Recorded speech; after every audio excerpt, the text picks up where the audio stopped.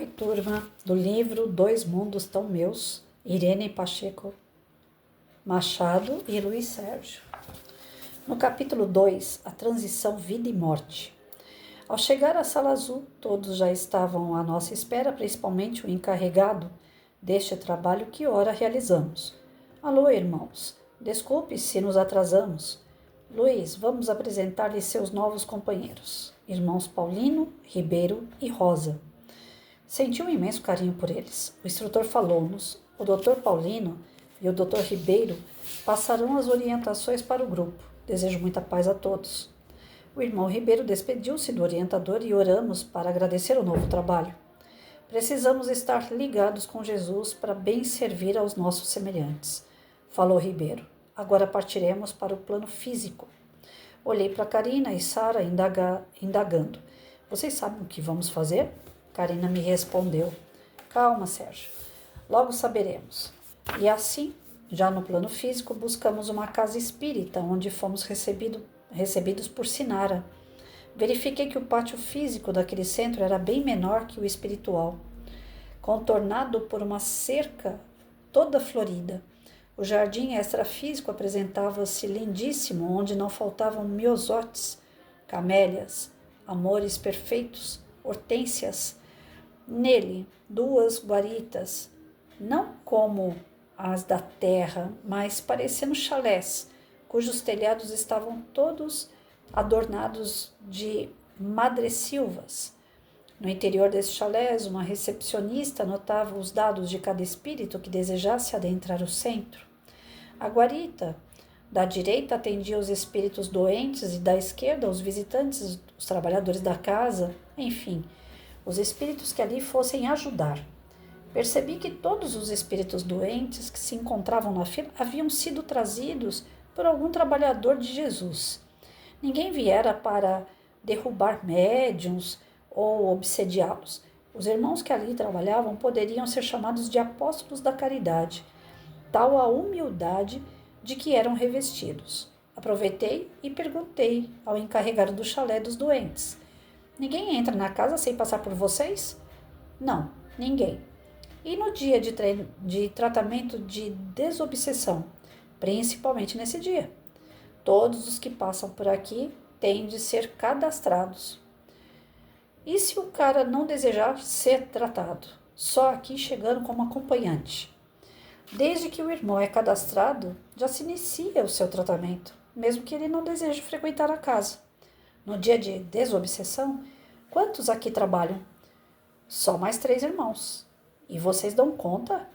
Sim, disciplina alivia o fardo. Quem chega numa casa espírita não imagina o trabalho dos mensageiros do Cristo. Desde o pátio, inicia-se a proteção divina. Por isso, as casas espíritas não devem promover festas, bingos, rifas, jantares, enfim, recreações festivas em suas dependências, pois elas são hospitais de Deus.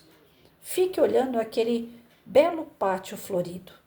Os meus companheiros já haviam entrado, mas não me preocupei com isso. Aqui tentarei desenhar o pátio espiritual desta casa amiga. Então, tá aqui o desenho que ele fez. O centro espírita, o chalé, outro chalé, jardim atapetado de eras e flores, aqui no meio, e um muro florido. Esse era o desenho da casa espírita onde ele estava, do centro espírita. O Dr. Paulino me esperava na porta do centro. Luiz Sérgio, vamos até o setor encarregado da distribuição de tarefas. Lá seremos informados sobre o que teremos de fazer. Irmão, desculpe eu me destacar do grupo, mas gostaria de dar aos meus leitores uma ideia, nem que seja mínima, da grande proteção da casa espírita. Ele me sorriu e me senti feliz por ter me compreendido. À medida que conhecia as dependências daquela casa amiga, era saudado com carinho por seus trabalhadores. Juntamo-nos aos outros e ficamos sabendo do trabalho que teríamos de realizar. Uma equipe de socorro que já conhecíamos desde o livro Lírios Colhidos, somou-se ao nosso grupo, só que não seria orientada pelo Dr. Albuquerque, com quem trabalháramos naquela ocasião, mas pelos doutores Paulino e Ribeiro. Vamos de novo acompanhar a desencarnação? Perguntei. Sim, deste nosso irmão, vimos buscá-lo e nos forneceu a ficha. Lauro, 21 anos. Calei-me e depois de várias medidas tomadas pela equipe, eu, Sara, Karina e Hilário fomos designados para buscar o jovem. Ao chegar à sua casa, oramos a Jesus por aquele lar. Seus habitantes dormiam e acordavam sem pronunciar o nome de Deus ou de Jesus. Família completamente indiferente aos valores do espírito. Julgavam eles que fossem ficar no plano físico eternamente. A mãe, embora dedicada ao lar, não se importava em transmitir valores espirituais aos filhos. Esses bebiam, fumavam e frequentemente amanheciam na rua. Era uma casa em que só se pensava nas coisas materiais. Todos tinham de vencer na vida. Desejavam eles, mas ninguém pensava em Deus. Analisei Lauro, um rapagão bonito, que me pareceu inteligente, mas completamente indiferente às coisas do espírito. Naquele dia, ele amanheceu doente. Chamou a mãe e se queixou. Não estou bem, sinto um cansaço, uma sensação estranha. A mãe o medicou. Nós, impassíveis, não podíamos intervir. Lauro se vestiu e logo estava no trabalho. Assim decorreu uma semana, sem que eu nada perguntasse, mas doía-me ver aquela família tão distante dos valores espirituais. Era só consumir, e ninguém se lembrava de Deus. Naquele sábado, a equipe chegou à casa de Lauro. Ele ainda se encontrava na rua, farreando. Quando entrou no seu quarto, parecia ofegante. Foi até a cozinha e tomou um analgésico. O mal-estar agravara-se. A equipe com seus aparelhos aguardava um momento. Lauro voltou para o quarto que dividia com o irmão Arthur. Foi quando Lauro sentiu uma dor terrível no peito e gritou. Arthur acordou e logo lhe prestou auxílio, despertando a casa toda. Olhei a equipe do nosso irmão Paulino. Ela já socorria Lauro, desamarrando o laço fluídico. Ele estava desencarnando, deixando o corpo físico ainda jovem, mas deixando. Perguntei ao Dr. Ribeiro, não temos condições de ajudá-lo? Não, Luiz, nosso irmãozinho Lauro tem de partir agora. Não se esqueça de que todos os encarnados estão de passagem pelo plano físico. Poucos, entretanto, têm conhecimento disso. A família desesperou-se. A mãe sentiu-se mal e o pai nem sabia o que fazer. Acompanhamos o corpo físico de Lauro até o hospital. Enquanto isso, os técnicos iam separando os corpos. Todavia, por mais que fizessem, o jovem teimava em não deixar o físico. Aproximei-me querendo auxiliá-lo. Foi quando Rosa, a enfermeira do Dr. Paulino, me impediu. Ninguém poderá ajudá-lo, Luiz. Só ele mesmo. O perispírito de Lauro mantinha-se junto aos seus corpos físico e duplo etérico. Nem 1 milímetro de separação havia ocorrido. Mesmo assim, os técnicos não o deixavam, prestavam todo o auxílio tentando desligar os pontos energéticos. Por estarmos em estudo, a irmã Rosa, por ordem do Dr. Ribeiro, colocou um aparelho na mente de Lauro, através do qual podíamos acompanhar sua viagem por um computador. Desde o momento em que experimentou desconforto. Ele está querendo me dar um olé aqui, gente. Olha a cara do meliante. Né? Não, senhor. Pode ficar quietinho aqui. Lauro pensava, meu Deus, estou me sentindo muito mal. O braço está adormecendo e ao mesmo tempo dói muito. Sinto-me em 2 lugares. Parece uma vertigem. Tenho náuseas. Preciso ir ao banheiro. Que sensação desagradável. Meu Deus. Estou ouvindo um barulho muito estranho. Acho que alguém me chama.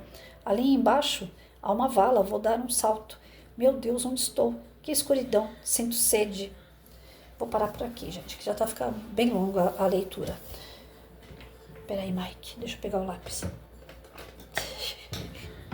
Não vem me pedir, não, que você não vai lá para o sofá, não. Assim, em primeiro momento, né, é que a gente nunca sabe a hora que vai terminar, concluir um assunto, mas tem um assunto que passou aqui, que eu acho muito pertinente, que a gente precisa voltar nele. Depois a gente volta nessa história do Lauro aqui.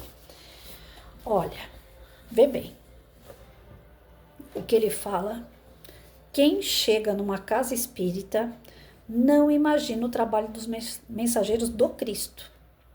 Desde o pátio inicia-se a proteção divina. Por isso, as casas espíritas não devem promover festas, bingos, rifas, jantares, enfim, recreações festivas em suas dependências, pois elas são hospitais de Deus. Então veja bem, por que eu voltei nesse assunto e acho ele muito, mas muito importante? Toda vez que a gente vai falar de centro espírita, a gente fala, para denominar, né, o que é um centro espírita, a gente fala: centro espírita é um pronto-socorro espiritual. Vocês já viram pronto-socorro ter festa junina? Vocês já viram pronto-socorro ter rifa, bingo, jantares que são de caridade? Não. Nem hospital, nem pronto-socorro, nem posto de saúde. Aonde se trata saúde é um lugar muito sério e tem que ser tratado com seriedade.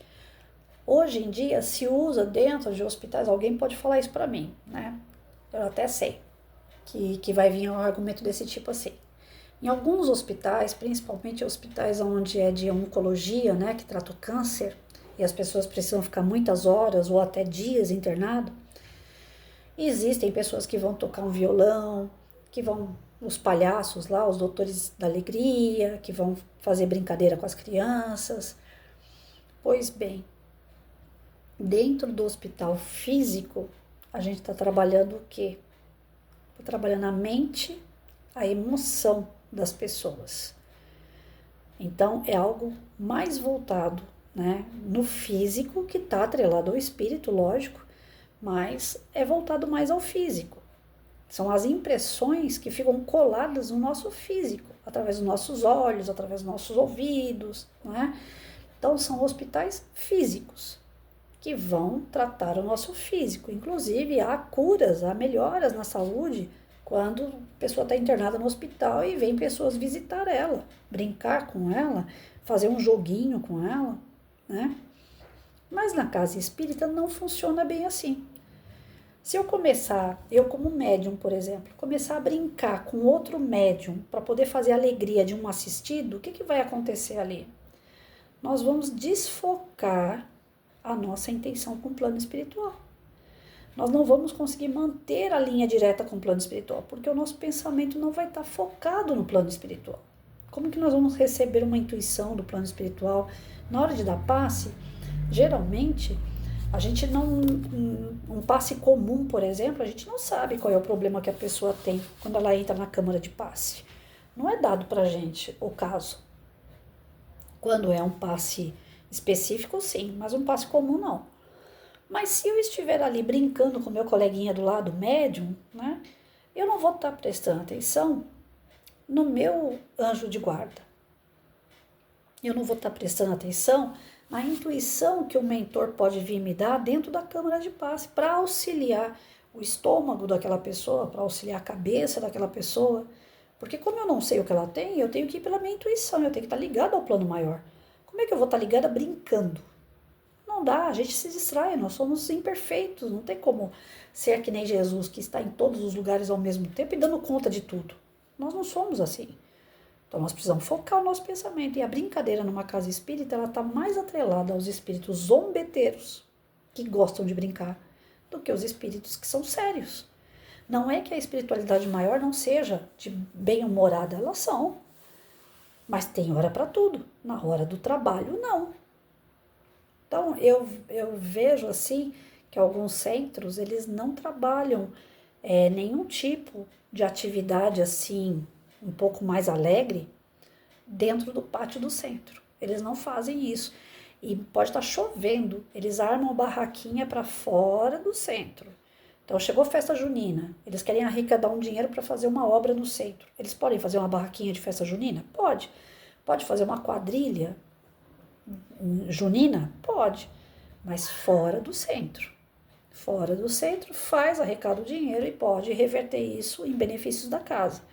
Mas dentro da casa espírita, não. É um hospital, é um pronto-socorro espiritual e merece total respeito.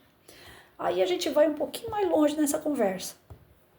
Se eu não posso brincar, se eu não posso ter jogos, se eu não posso ter nem mesmo um jantar de caridade dentro da casa espírita, porque isso vai mexer com a aparelhagem que a espiritualidade maior traz. Isso vai impedir a nossa concentração com um plano maior.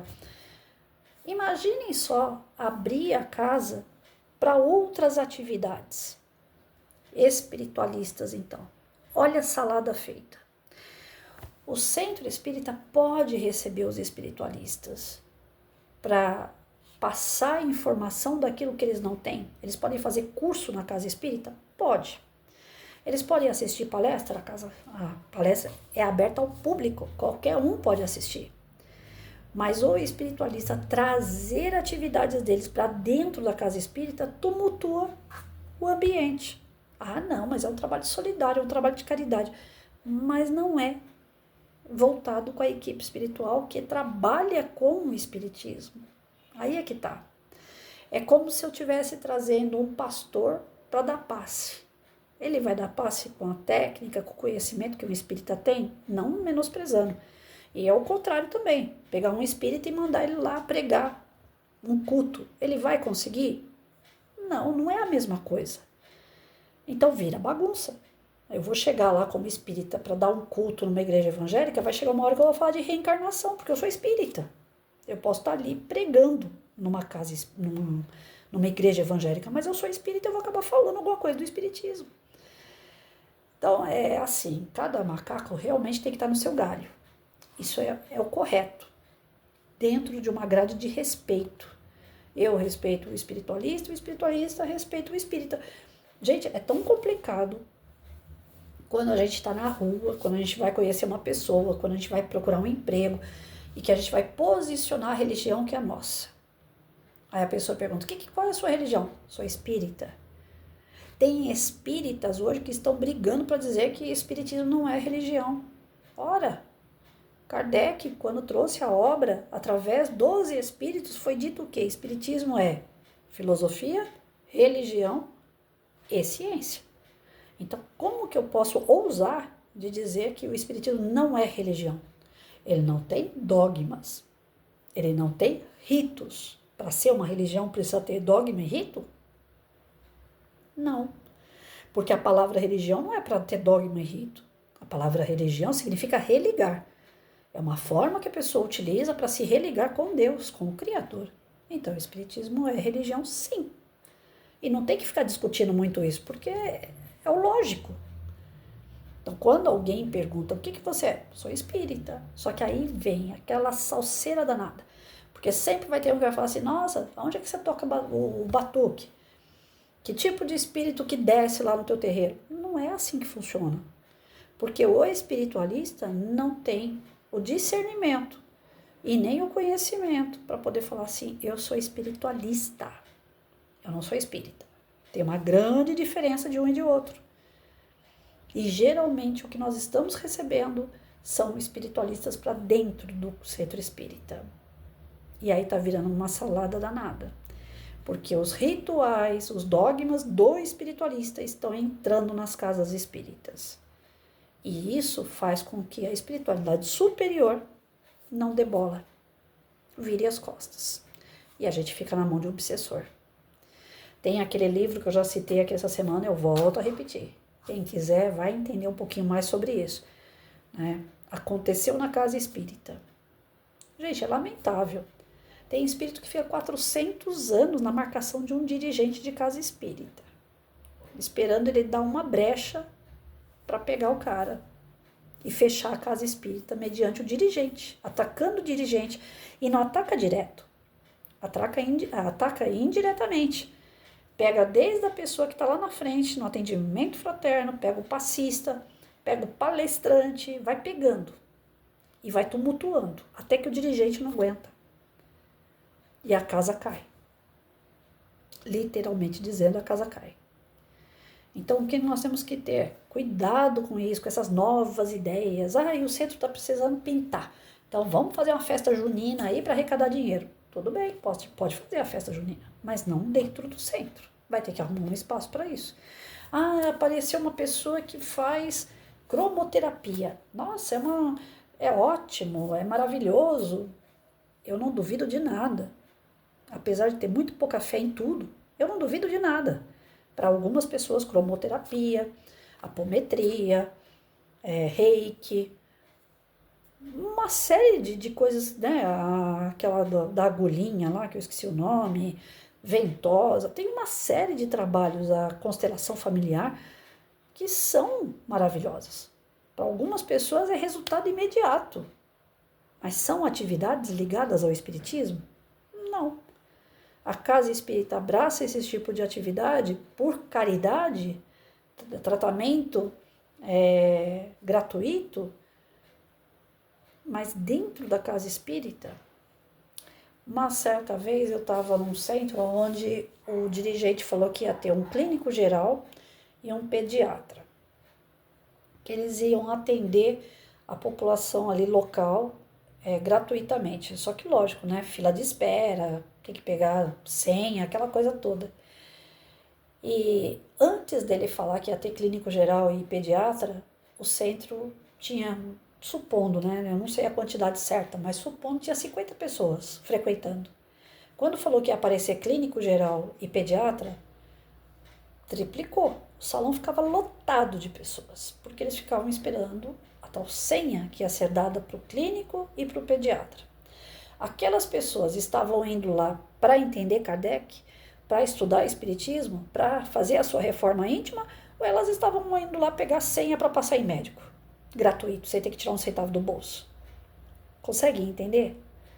Então, se a gente começar a colocar muita coisa na casa espírita, a tendência é lotar a casa. Tranquilo, você vai lotar a casa. Ah, mas aí eu vou chamar a atenção para o espiritismo. Você não consegue chamar a atenção para o espiritismo, porque a pessoa não está indo pelo espiritismo, ela não está indo para se reformar, ela está indo porque ela tem algum interesse em outra coisa que a casa possui. É que nem quando vai fazer o trabalho de cesta básica. Todo centro espírita tem aquele trabalho solidário da cesta básica. Beleza, é um início de atividade de caridade muito grande. Você tem que arrecadar alimento, você tem que destinar os alimentos, você tem que supervisionar esses alimentos, né? Você tem que ver data de validade, você tem que ver dinheiro, que falta alimento, você tem que comprar, tem que ter o plano B, C para poder suprir. As famílias são cadastradas, tem todo um trabalho maravilhoso de exercício de caridade por trás da doação de cesta. Tem. Mas as pessoas que estão indo no centro, elas estão indo para se reformar, para tomar um passe, aprender sobre Jesus, aprender sobre Deus e evangelizar seus filhos, elas estão lotando o centro para pegar a cesta básica. Entendeu? Então, tudo aquilo que a gente faz dentro da casa espírita é uma responsabilidade muito grande, principalmente com o plano maior, com os espíritos superiores. Porque para eles, a cesta básica não é a missão deles. Para eles, a casa cheia não é missão para eles. Para eles, o que conta entrou uma pessoa lá dentro daquele centro, foi feito um bom trabalho, aquela pessoa despertou, ela tem a curiosidade, ela tem a vontade agora de aprender, de estudar, de crescer moralmente. Aquele centro é bom. Aqueles trabalhadores estão fazendo o trabalho junto com o plano espiritual e é sério. É isso. Então, eu peguei esse ganchinho aqui, porque eu tenho ficado muito triste de ver assim, eu entrei em vários grupos espíritas no Face para poder compartilhar os vídeos que eu faço, e querendo ou não, você entra nos grupos e dá uma olhada, né, como é que funciona aquele grupo ali. E grande parte dos grupos tem aquelas mensagenzinhas assim: venham no Centro Espírita terça-feira às 8 horas da noite que vai ter comunicação, vai ter psicografia. A pessoa não vai no centro para assistir uma palestra, para tomar um passe, para ela ficar bem. Ela está indo lá porque ela quer receber uma notícia do outro lado. E todos nós que somos formados dentro das obras básicas do Kardec, a gente sabe que o telefone não toca daqui para lá. Eu posso chegar lá no centro e ficar: eu quero uma carta do meu marido, eu quero uma carta. Eu não vou ter essa carta do meu marido. Até hoje, eu tenho desde os 16 anos que eu estou na doutrina, eu nunca recebi uma carta do meu avô. Eu sou apaixonada pelo meu avô até hoje. Então, a carta ela só vem quando é necessário.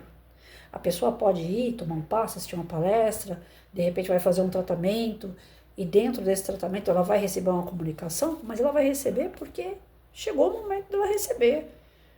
É para eu, pelo menos eu, respondo por mim, né?